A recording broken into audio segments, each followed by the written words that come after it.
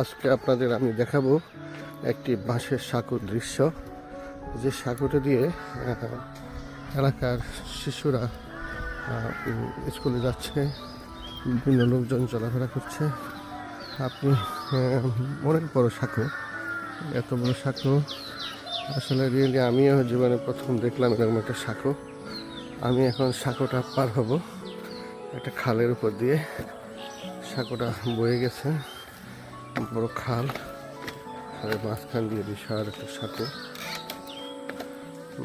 এই সাঁকো দিয়ে গ্রামের সিংহভাগ মানুষ চলাফেরা করে। আপনাদের খুব ভালো লাগার মতো একটি দৃশ্য, সকালবেলা এখানে বিভিন্ন রকমের পাখির কাকলি শোনা যাচ্ছে, করতান শোনা যাচ্ছে, কাকেরা শব্দ করছে। তো আজকে সকালে আপনাদের এই দৃশ্যটি দেখাতে পেরে অনেক ভালো লাগলো। ধন্যবাদ সবাইকে।